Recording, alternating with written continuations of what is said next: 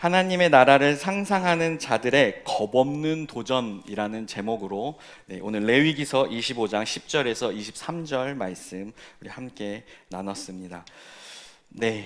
오늘 이렇게 함께 행복한 시간인데 오늘이 6.25더라고요. 그래서 마냥 또 우리가 행복하게 웃을 수만은 없는 우리 민족 상잔의 아픔이 있는 날이기도 합니다.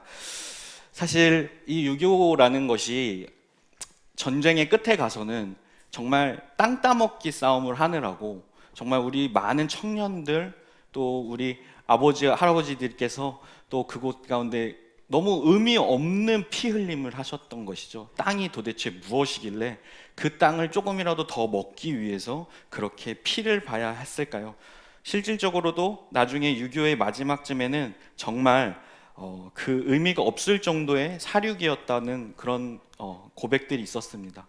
그렇게 정말 이 땅이 뭐길래 이렇게 한번 땅에 대해서 고민하는 오늘이 되었으면 좋겠습니다. 얼마 전에 저희 전세 사기 대출이라는 대한민국 현실에 아주 흉흉한 사건들 그리고 일들이 있었습니다. 정말 말도 안 되는 일이죠. 그렇게 해서 막 한 사람이 몇천 채 막 이렇게 가짜로 사서 깡통 전세라고도 하죠. 그런 식으로 그런 사건들을 통해서 일어나지 말아야 될 일들이 일어났습니다. 결국 그걸 통해서 죽는 사람들이 생겨났고 비관하며 스스로 목숨을 끊는 사람들이 생겨났습니다. 이 부동산이 뭐기에 우리가 이렇게 흉측한 일들을 당해야 했을까요? 그럼에도 불구하고 이런 사건과 반면에 최근 어느 지역에서는 청약 신청자의 경쟁률이 7만 명이나 몰렸다고 합니다. 무려 경쟁률이 283대 1이었다고 합니다. 한쪽에서는 전세 사기로 운명을 달리하는 사람이 생기는 가운데 한쪽에서는 그래도 그러니까 전세 말고 매매를 해서 집을 사자라는 그 안에 마음의 불안한 가운데 일어나는 이 극단적인 일들이 우리 사회의 현실입니다. 이 이야기에서 저 또한 그렇게 자유로운 사람은 아닌 것 같습니다. 저도 대한민국을 살아가는 한 가정의 가장으로서 또 아내와 함께 이 집에 대한 문제를 끊임없이 논의하고 또 그런 현실 속을 살아갑니다. 그런데 쉽지 않습니다. 영끌이라고 들어보셨죠? 영끌. 지금 상황에서 영끌을 하지 않고는 집을 살 수 없는 상황에서 과연 이것이 맞아? 라고 고민하면서 저희 부부도 이것에 대해 심각하게 고민하고 지금도 기도하고 있는 중입니다. 소시민은 어쩔 수 없는 곳이 이곳 대한민국 현실이고 과연 대한민국일까요? 미국도 최근에 그렇게 땅에 대해서 집을 사는 것에 대해서 어려운 현실 가운데 있다고 합니다. 그리고 그 대출을 받는 것이 너무 많아져서 이제는 그것을 갚는 능력도 상실하고 그렇기 때문에 점점 경제는 빚더미로 빚으로 쌓여가고 있는 세상이라고 합니다. 과연 우리의 희망이 무엇이길래 우리는 이렇게 집착을 할까요? 우리는 무엇이길래 영끌을 해서라도 집을 사야 되는 현실 속에 살고 있을까요? 오늘날 우리는 현재 땅을 디디며 살아가고 있기 때문에 그런 것일까요? 잠깐 실없는 소리를 하자면 몇 년 전에 한 정치인이 자신은 공중부양을 할 수 있다고 하면서 이렇게 이거 따라하면 안 되나요? 그렇게 해서 공중부양을 하는 그런 모습들을 보여준 적이 있습니다. 땅을 접어 달리는 것, 빨리 달리는 것을 우리는 축지법이라고 합니다.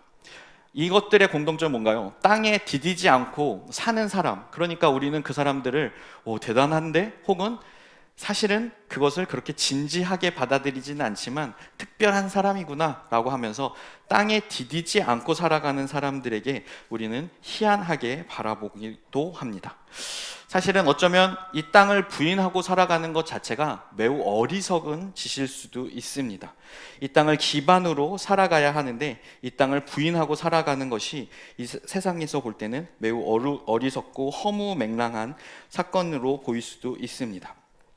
그러면 우리는 이 땅을 허무맹랑하게 부인하면서 어쩌면 이 땅을 현실을 그대로 따라가면서 마치 자석에 끌리듯이 그냥 관성에 따라서 세상 사람들이 하면서 살아가야 되는 것일까요? 우리가 그리스도인이라면, 우리가 살아계신 하나님을 믿는 자들이라면 혹시 그들과는 다른 관점으로 이 땅을 바라보고 이 땅에서 토대를 세워 나가야 되지는 않을까요? 한번 고민해 봤으면 좋겠습니다.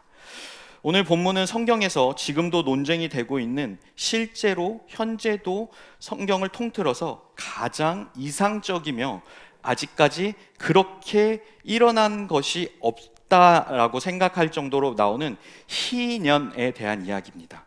희년, 처음 들어보시는 분도 있고 또 익히 들어보신 분도 있을 거라고 생각합니다. 희년이라는 것은 이 땅에서 열심히 살아가다가 어느 기간에 그 땅도 쉬고 나도 쉬고 하나님도 쉬는 이 기간을 이야기합니다. 그런데 성경에서 이 희년처럼 좋은 이야기가 실제로 일어난 적이 없다는 것, 그러니까 한 번도 언급된 적이 없다는 것 또한 매우 특이한 일입니다. 그래서 비평주의 학자들은 이것이 바벨론 포로기 이후에 꿈 같은 유토피아적 법안이라고 이렇게 낮춰 부르기도 합니다.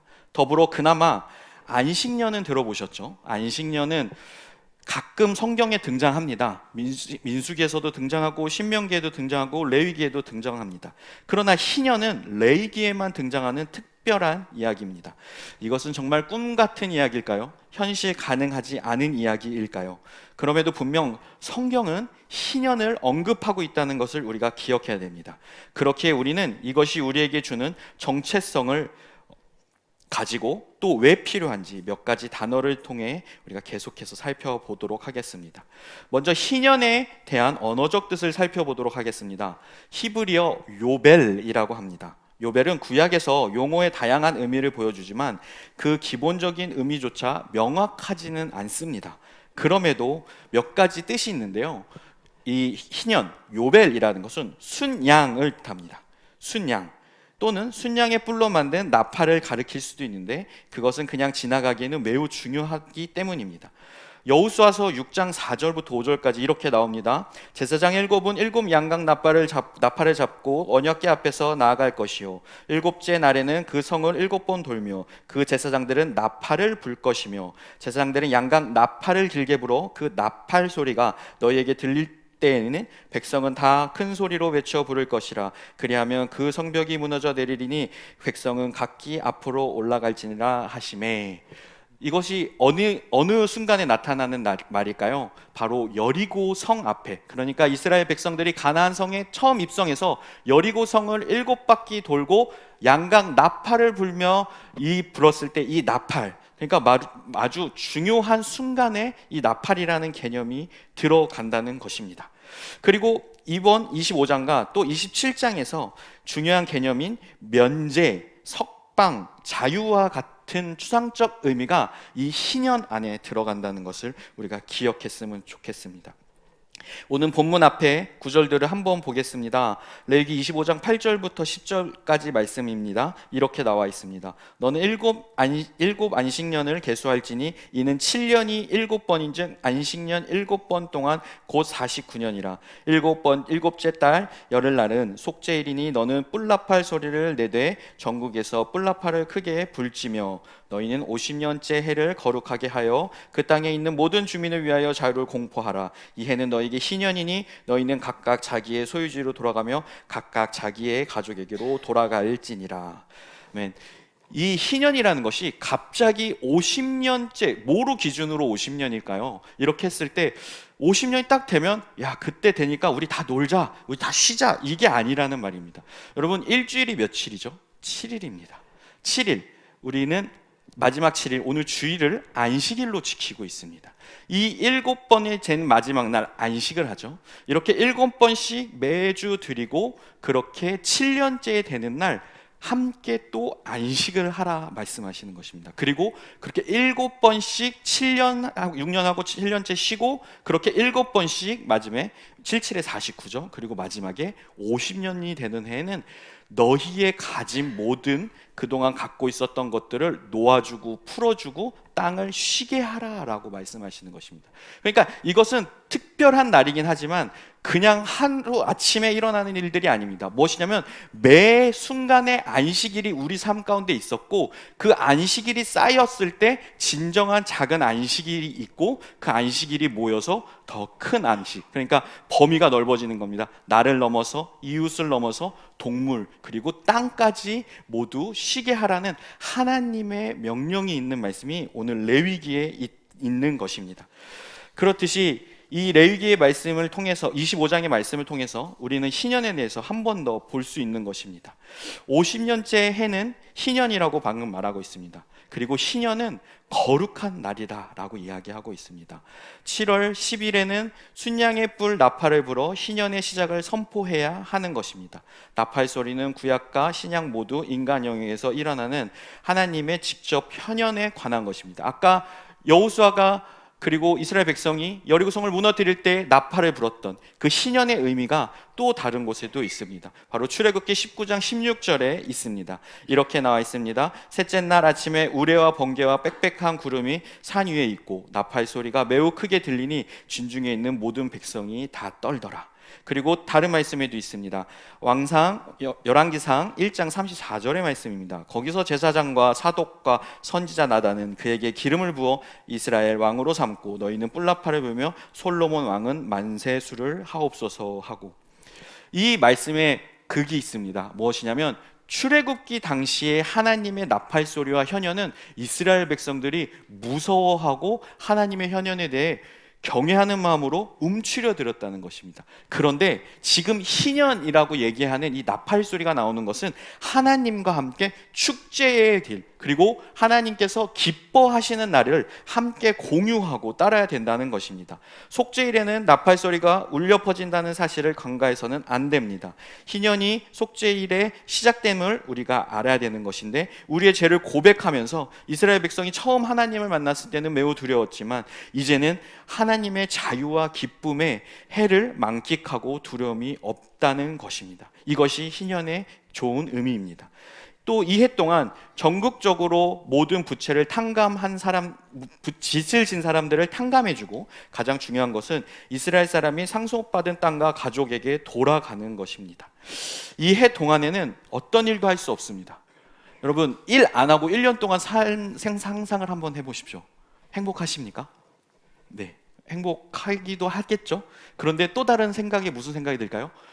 약간 뭐 먹고 살지? 그 다음 어떡하지? 이렇게 걱정할 수도 있을 것 같습니다. 안식일을 준수한다는 것, 여러분 주일날 이곳에 나와서 예배드리는 여러분이 있잖아요. 그럼에도 불구하고 또 생계를 위해서 열심히 일하시는 분들도 있습니다. 그런데 우리가 이곳에 나오기로 결정한 우리의 결정 중에 하나는, 우리가 이 날을 쉬고 우리가 일을 멈춤으로써 우리의 충전하고 우리가 말씀으로 회복해서, 그래서 우리가 다음 일주일을 살아가는 원동력을 얻자라는 마음으로 이곳에 포기하고 나오시는 분들이 있을 걸로 알고 있습니다. 그렇습니다. 이 안식일과 희년의 공통점, 그리고 나아가야 할 방향은 바로 쉼입니다. 온전한 쉼이 무엇일까를 다시 한번 고민하게 하는 것이죠. 그러나 우리가 이제 진짜로 눈여겨야 할 구절은 요 다음 구절입니다. 18절부터 19절 말씀입니다. 함께 읽겠습니다. 너희는 내 규례를 행하며 내 법도를 지켜 행하라. 그리하면 너희가 그 땅에 안전하게 거주할 것이라. 땅은 그것에 열매를 내리니 너희가 배불리 먹고 거기 안전하게 거주하리라. 하나님의 확신에 이 18절 후반부와 19절의 시작에 나오는 땅에 대한 언급을 집중해 보려고 합니다. 분명 그 땅이 여호와의 계명을 모두 준수하는 것에 대한 반응으로 풍성한 생물을 주어서 백성이 만족스럽게 먹고 안전하게 살 수 있도록 하실 것임을 보여주는 것입니다. 그 누구도 먼저 이 땅에 대해 시작은 어디서부터일까? 그러니까 이 땅의 시작은 어디에서부터일까? 라고 했을 때 우리가 창세기 말씀을 떠오르게 합니다. 창세기 1장 28절 말씀입니다. 하나님이 그들에게 복을 주시며 하나님이 그들에게 이르시되 생육하고 번성하여 땅에 충만하라. 땅을 정복하라. 바다의 물고기와 하늘의 새와 땅에 움직이는 모든 생물을 다스리게 하시니라. 이제 하나님은 신년을 선포하심으로써 이 에덴 동산, 처음 하나님이 태초에 천지를 창조하시고 땅에 부여했던 우리 인간들에 대한 마음을 다시 한번 회복시켜 주시기를 원하시는 것입니다. 이 땅에 대한 개념, 여러분, 제가 코로나를 겪고, 제가 저만 겪은 건 아니죠. 네, 우리 모두가 코로나를 겪으면서 3년 동안 매우 힘든 시간들을 보냈습니다. 그런데 우리가 이 사건 동안에 조금은 충격적인 일들이 있었죠. 이 코로나를 통해서 우리가 멈춤을 경험했습니다. 세상도 멈추고 우리도 멈추고 소비도 멈추고, 그리고 우리가 땅을 오염시킨 일마저도 멈췄다는 것입니다. 베네치아 아시죠? 이탈리아의 그 베네치아의 그 탁하고 보이지 않았던 그 강물들이 코로나 기간 동안에 물고기들이 돌아오고 그것 가운데 회복이 일어난 것을 볼 수 있습니다. 또한 무엇이 많을까요? 우리가 연태까지 보지 못했던 그런 자연 현상들이 생각보다 빠르게 회복하고 복구되는 것을 볼 수 있습니다. 이 코로나를 통해서 경험해 봤을 때, 그럼 이 사건들의 중심에서 가장 문제가 있는 것은 무엇일까요? 바로 인간입니다. 우리는 인간 중심적으로 세상을 봤습니다. 인간 중심적으로 세상을 정복하고 다스리는 것을 봤습니다. 그러나 이 세상은 인간으로 인해서 오히려 더럽혀지고 이 세상이 아파하는 것을 다시 한번 눈으로 경험했다는 것입니다. 창세기 3장 17절 18절에 이렇게 말씀하십니다. 인간이 죄를 지음으로 아담에게 이르시되 내가 내 아내의 말을 듣고 내가 내게 먹지 말라 한 나무의 열매를 먹었은즉 땅은 너로 말미암아 저주를 받고 너는 내 평생에 수고하여 그 소산을 먹으리라. 땅이 내게 가시덤불과 엉겅퀴를 낼 것이라. 네가 먹은 것은 밭의 채소인즉. 이렇기 때문에 레위기서 다음 구절에 나오는 반응은 너무 자연스러운 겁니다. 레위기 25장 20절에서 22절 말씀입니다. 만일 너희가 말하기를 우리가 만일 일곱째 해도 심지도 못하고 소출도 거두지도 못하면 우리가 무엇을 먹으리요 하겠으나, 아까 말했죠. 하나님께서 땅에서 거주할 때 너희는 일곱째 해에는 아무것도 하지 말라고 했습니다. 그러나 인간의 반응은 너무 자연스럽게도 그러면 우리가 먹을 것이 어디 있겠습니까? 라고 하는 것입니다. 그랬을 때 25장 21절에 이렇게 말씀하십니다. 내가 명령하여 여섯째 해에 내 복을 너희에게 주어 그 소출이 3년 동안 쓰기에 족하게 하리라. 너희가 여덟째 해에는 파종하려니와 묵은 소출을 먹을 것이며 아홉째 해에는 그 땅의 소출이 돌아오기까지 너희는 묵은 것을 먹으리라. 무엇인가요? 하나님께서 예비하신다는 것입니다. 여러분, 하나님께서 역사적으로 그리고 이스라엘 백성을 통해서 항상 얘기하셨던 것이 있습니다. 너희는 먹는 것을 걱정하지 말라. 이스라엘 백성들이 출애굽하고 나서 그 사막 속에서 돌산에서 무엇을 먹을까요? 고민했을 때 하나님께서 무엇으로 채워주셨죠? 만나와 메추라기를 보내주셨습니다. 하나님은 그것을 쌓아놓지도 말라고 하셨습니다. 쌓아놓았을 때 바로 다음날 썩는 것을 경험했습니다. 무엇이나요? 하나님이 매일매일 채워주고 입혀줄 것을 하나님께 맡기라 라는 말입니다. 이 부분은 일곱째 해를 씨를 뿌리지 않거나 수확하지 않는 것을 예상하여 백성이 느낄 수 있는 불안감에 대해서 하나님께서 보여주신 답입니다. 그러므로 이 부분은 안식년에 대한 지시의 맥락 안에서, 그리고 동시에 희년에서 일어날 수 있는 인간의 태도, 그리고 우리의 태도가 요구되는 것입니다. 그것은 무엇인가요? 하나님에 대한 믿음입니다. 여러분, 하나님에 대한 믿음이 진짜 있으십니까? 내일 당장 우리가 일을 하지 않는다면, 하나님께서 희년이라는 것을 선포해서 우리가 그 자리에 서 있을 때 정말 그 자리에서 하나님을 믿고 먹을 것과 입을 것, 그리고 우리를 위해서 함께해 주실 것을 믿고 실천할 수 있겠습니까? 쉽지는 않습니다. 그럼에도 하나님은 그 희년에 너희가 간다면, 그 희년을 지킨다면 복을 주실 것이다 라는 말씀을 하십니다. 이 시점에서 안식년과 희년을 둘러싼 두 가지 요소가 합쳐집니다. 바로 거룩함입니다. 이 모든 계명을 준수하는 것은 이 거룩함이라는 것을 수반해야 되는 것입니다. 그냥 탱자탱자 놀고 그냥 희년이니까 마음대로 살아가는 것이 아닙니다. 거룩입니다. 그러면 우리는 거룩하면 무엇이 떠올릴까요? 이렇게 뭔가 욕도 하면 안 되고, 도둑질은 안 하시죠? 도둑질도 하면 안 되고, 남 미워하면 안 되고. 그러니까 거룩이라는 우리의 이런 어떤 생각들이 있는데, 여기서 레위기서 말하는 이 거룩은 바로 하나님에 대한 믿음으로써 거룩해질 수 있다는 것입니다. 하나님을 믿는다면 너희가 거룩의 자리에 갈 수 있습니다.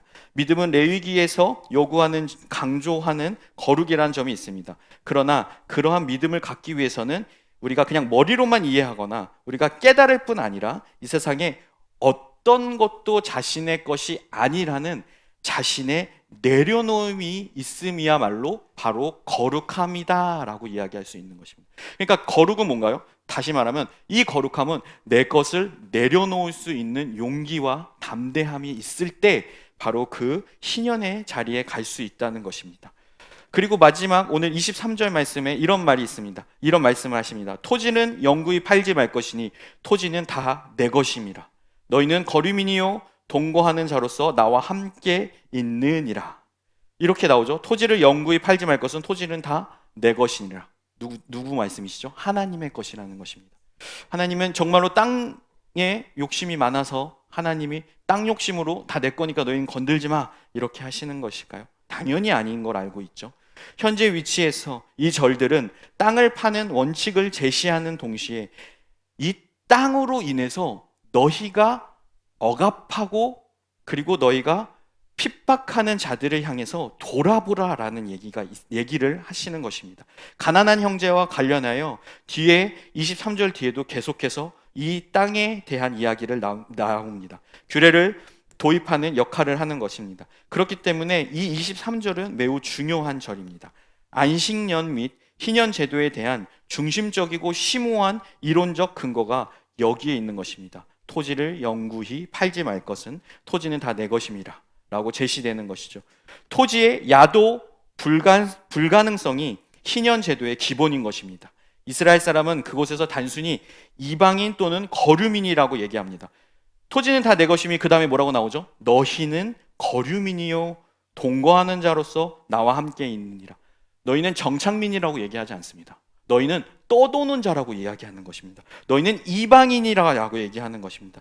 이 호칭은 결국 이스라엘 백성들의 정체성이 됩니다. 그리고 하나님을 믿는 우리의 정체성을 또 삼을 수 있습니다. 그들은 특정한 조건이나 충족이 되면 땅을 사용했던 것들이 자신의 것임이 아님을 고백하고 자신이 임차인이고 소작인임을 아는 것입니다. 지주가 누가 되는 것이죠? 하나님이 되는 것이죠. 그러니까 내가 이 땅을 소유하고 가지고 있지만 언젠가는 이 땅은 하나님께서, 그리고 여기서 말하는 것은 희년에 그 땅을 놓아주고 너희는 내가 얘기한 땅으로 각자 흩어져라 라고 얘기하시는 것입니다. 그래서 이 얘기가 이스라엘 민족만의 매우 독특한 얘기인 걸 아십니까? 그 고대에서는 왕이 자기 땅을 다 소유하죠. 왕이라는 그 자신이 영토 안에서 자신들이 그 땅을 지배하고, 당연히 그러니까 왕 마음대로 땅을 소유할 수 있습니다. 그런데 이스라엘만이 예외였다는 것이죠. 아주 독특한 상황입니다. 열왕기상 21장 3절부터 이런 얘기가 나옵니다. 나봇의 포도밭 이야기인데요. 나봇이라는 사람이 자신의 포도밭을 소유하고 있었습니다. 그런데 그 포도밭이 매우 군사적으로도 이용되기 좋고 포도밭이 아주 잘 되니까 이 왕이 그 밭을 탐을 내는 겁니다. 그래서 나봇한테 왕이 찾아갑니다. 아합 왕이 이렇게 얘기합니다.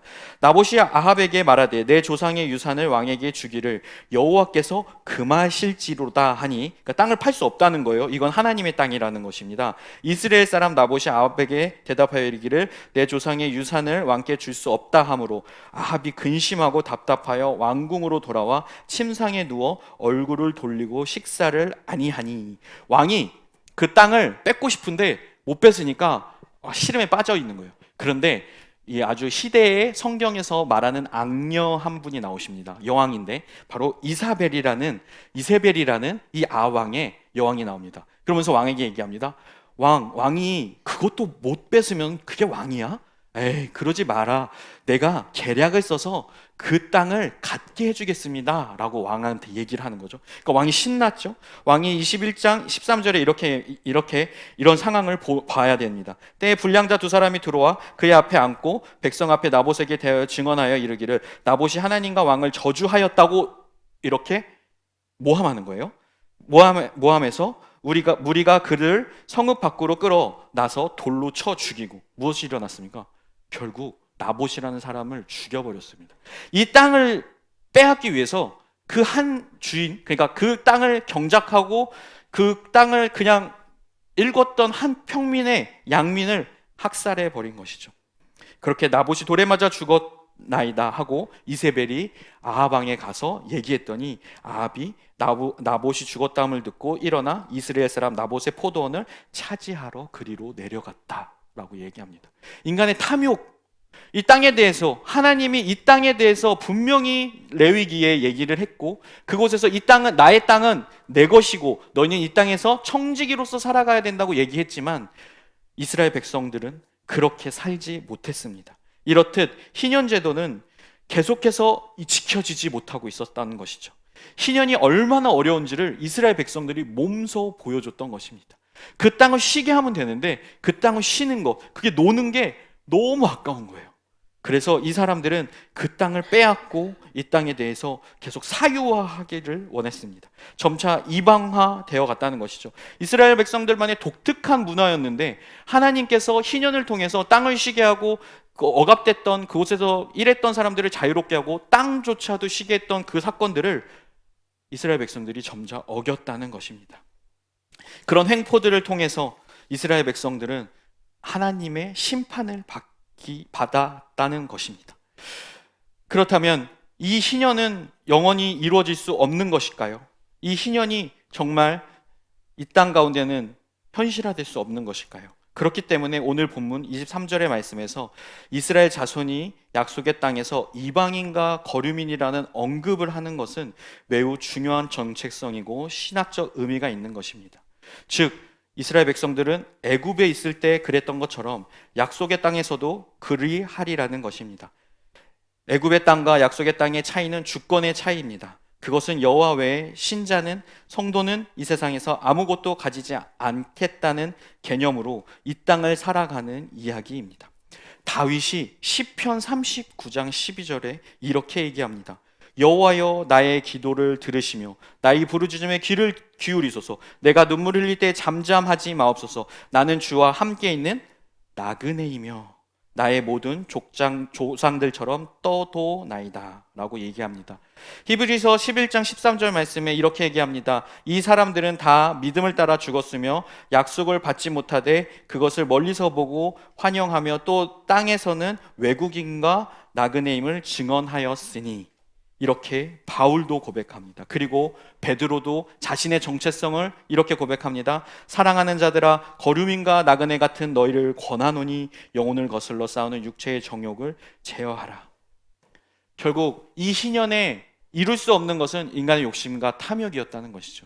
이 인간의 욕심과 탐욕이 결국 자신들이 정체성이 무엇인지 헷갈리었다는 것입니다. 성경의 나그네는 게르라고 합니다. 제가 그래서 이 게르라는 단어를 되게 좋아하는데요. 제가 유튜브를 합니다. 유튜브를 예전에 했었는데 유튜브에서 저의 닉네임이 게르였습니다. 바로 이 나그네란 뜻이죠. 바로 아브라함이 바로 게르의 삶을 살았다는 것입니다. 아브라함은 바로 하나님께서 가나안 땅, 그러니까 자신이 어디로 가야 할 바를 알지도 못했으나 하나님이 젖과 꿀이 흐르는 땅으로 내가 너를 인도하리라 라고 하신 그 말씀을 의지해서 자신의 발걸음을 옮기기를 주저하지 않았다는 것입니다. 그렇기 때문에 자신의 조카 롯에게도 너가 가고 싶은 땅 먼저 정해, 나는 그 반대로 갈 거야 라고 하는 것도 무엇이냐면 하나님께서 이미 나를 젖과 꿀이 흐른 땅으로 인도하실 거라는 그 믿음 안에서 자신이 롯이 어디 땅을 정하든 나는 하나님께서 인도한 땅으로 가겠다는 믿음의 선포였다는 것입니다. 그러니까 이 세상에서 우리가 나그네임을 잊지 말아야 됩니다. 이 세상에서 보내신 하나님의 뜻을 찾아 삶을 살아야 합니다. 하나님께서 뜻이 계셔서 우리를 이 땅 가운데 나그네로 보내셨다는 것을 잊지 않아야 됩니다. 로마서 말씀에 12장 2절에 이렇게 말합니다. 너희는 이 세대를 본받지 말고 오직 마음을 새롭게 함으로 변화를 받아 하나님의 선하시고 기뻐하시고 온전한 뜻이 무엇인지를 분별하로다 하라 라고 하는데, 그 말이 바로 이 희년의 삶을 살도록 우리가 그 마음을 찾아가야 된다는 것입니다. 나그네의 정체성을 알고 이 땅이 내가 주인이 아님을 알아서 탐욕하지 않고 이 땅에 대해 집착하지 않고 하나님의 그 이끌어 가심을 통해 우리가 눈으로 봐야 된다는 말입니다. 그렇기 때문에 구약은 실패한 것처럼 보였습니다. 그리고 이 땅 가운데 예수님께서 오셨습니다. 예수님의 이 땅 가운데 오심의 주된 첫 번째 사역, 그리고 1번이라고 하면 뭘 할 수 있을까요? 하나님 나라의 선포입니다. 이 하나님의 나라의 선포는 신년 선포라고도 할 수 있습니다. 제가 누가복음 4장 18절에서 19절 말씀, 예수님께서 선포하신 말씀을 읽겠습니다. 주의 성령이 내게 임하셨으니 이는 가난한 자에게 복음을 전하게 하시려고 내게 기름을 부으시고 나를 보내사 포로된 자에게는 자유를, 눈먼 자에게 다시 보게 함을, 전파하며 눌린 자를 자유롭게 하고 주의 은혜의 해를 전파하게 하려 하심이라 하였더라. 이 말씀은 이사야서 61장 1절에 자유, 그러니까 여기서 말하는 포로된 자에게 자유를 이라는 이 단어는 바로 이 오늘 레위기 25장 10절에서 나왔던 희년 그리고 자유라는 같은 히브리어 단어 도르드라는 단어를 똑같이 사용합니다. 그러므로 예수님의 선포는 희년 사상에 뿌리를 두고 있습니다. 그리스도의 시대는 포로된 자에게 자유를 주고 눌린 자를 자유롭게 한다는 것이죠. 희년이 무엇입니까? 희년의 때 뭐 해야 된댔습니까? 자신이 붙잡아두었던 노예들을 풀어주고 자신이 가둬두었던 땅을 쉬게 하고, 바로 이것입니다. 예수님께서 이것을 오셔서 선포하신 것입니다. 따라서 하나님께서는 자기 백성을 이집트에서 구속하신 것을 돌아볼 뿐만 아니라 만물을 회복하고 의가 있는 곳에 새하늘과 새 땅을 바라보게 하는 해가 된다는 것입니다. 하나님이 영원전부터 거룩한 선지자의 입을 통하여 말씀하신 게 있습니다. 사도행전 3장 21절입니다. 하늘이 마땅히 그를 받아두리라. 베드로 후서 3장 13절입니다. 우리는 그의 약속대로 의가 있는 곳인 새 하늘과 새 땅을 바라보도다. 아멘. 이렇듯 하나님의 나라의 선포는 예수 그리스도를 통해서 하나님의 나라의 선포, 그리고 구약에서 못 이뤘던 희년의 선포가 이루어지기를 행하시고 이끌기 위해 예수 그리스도가 오셨다는 것을 우리가 알고 있어야 되는 것입니다. 하나님의 나라를 상상하며 살았던 사람들이 있습니다. 실제로 희년을 선포하기 위해서, 희년의 날을 살기 위해서 이 땅을 정말 그렇게 우리가 희년의 때를 회복해야 됩니다, 우리가 희년을 살아가야 됩니다 라고 이야기하는 사람들이 있었습니다. 토지는 내 것이라, 곧 토지는 하나님의 소유라는 선언이고 영구적인 신적 원리라는 법칙이라고 생각하고, 성경의 견해대로 토지를 인간이 소유하는 것이 아니고 물과 공기처럼, 요즘은 뭐 물도 좀 소유하죠, 파니까. 근데 물, 공기를 우리가 소유할 수는 없잖아요. 그런 것처럼 이 땅 자체도 인간이 소유하는 것은 바람직하지 않다라고 얘기하는 분이 있었습니다. 여러분 들어보셨을 수도 있습니다. 대천덕 신부님이라고, 예수원이라는 곳에서 예수원을 설립하셨던, 그리고 저기 태백이 있죠, 태백 예수원이라는 곳을 설립하셔서 그곳에서 이 얘기를 했던 분이 바로 대천덕 신부님이십니다. 이분이 얘기하셨던 이것은 미국의 1800년대 헨리 조지라는 경제학자의 얘기를 뿌리를 두고 얘기하는 것입니다. 이러한 현실에서 한 가지 대안이 바로 토지의 가격의 상승으로 인해 이익을 세금으로 환수해서 공공의 혜택으로 돌리는 제도로 개발하자. 그리고 그렇게 되면 가중한 세금 때문에 토지의 값이 상승하지 않을 거고, 부동산 토기를 통해 불로소득이 생기지 않을 것이며, 활발한 투자를 통해 토지는 공공의 이익을 위해 가장 효율적인 방법으로 쓰이게 됐다라는 것을 성경의 이 희년 토지법에 의해서 얘기했다는 것이죠. 그럼 목사님 무슨 공산주의 얘기하는 거 아니에요? 아니요, 반대입니다. 공산주의와 자본주의에서는 둘 다 성경적이지 않다는 개념으로 이 희년에 대한 토지 공 개념을 가지고 온 것이죠. 그러나 제가 하고 싶은 얘기는 이분의 견해가 이 토지법을 우리가 해야 된다 이게 아니고, 중요한 얘기는 자본주의도 공산주의도 이분의 견해를 좋아하지 않았다는 것이죠. 왜 했을까요? 특히 주류의 경제학자들은 배척했는데 이것은 자신의 진영에서 써먹을 만한 얘기가 아니었다는 것입니다. 결국 세상은 자신이 이득권이나 기득권으로 갖고 있을 얘기들을 채용하고 따라 가져가지, 그것과 반대되는 것은 밀어내고 외면하는 것이 현실입니다. 예수님께서도 이것과 같은 길을 걸었다면 여러분 알고 계십니까? 여러분 예수님 당시에 매우 기득권을 가지고 있었던 것은 사두개인이라는 사람들이었습니다. 그리고 그 기득권은 성전을 통해서 자신들이 경제 활동을 하고, 그러니까 예수님께서 그게 화가 났던 거죠. 그 하나님에서 기도하는, 만민이 기도하는 집에서 하나님을 섬겨야 될 자리에서 경제 활동, 그러니까 여기서 말하는 경제 활동은 거기서 이권을 차지하는 사람이 생겨나고, 이런 것들에 대해서 예수님이 화가 나셨고, 그리고 바리새인들을 통해서도 하나님이 이 외식하는 자들아 라고 얘기했습니다. 뭐냐면 자신이 겉으로만 에헴 하면서 그렇게 앞에 나와서 자신들이 마치 거룩한 척 하지만 그들의 뒤에는 전혀 사랑의 마음이 없었다는 것을 예수님이 알고 계셨다는 것이죠. 그리고 그 당시 어떠한 파가 있었냐면 열심당이라는 파가 있었습니다. 가룟 유다도 이에 해당이 되는데요. 이 사람들은 뭐냐면 로마의 압력 속에서 폭력으로 세상을 정복하자, 그러니까 자신의 독립운동을 했던 투사들이었습니다. 이들을 갔을 때 예수님이 이들과 동조하셨나요? 아니요. 예수님은 이때 어디로 가셨는지 우리가 잘 봐야 됩니다. 바로 갈릴리 땅으로 가셨다는 것을 포인트로 잡아야 되는 것입니다.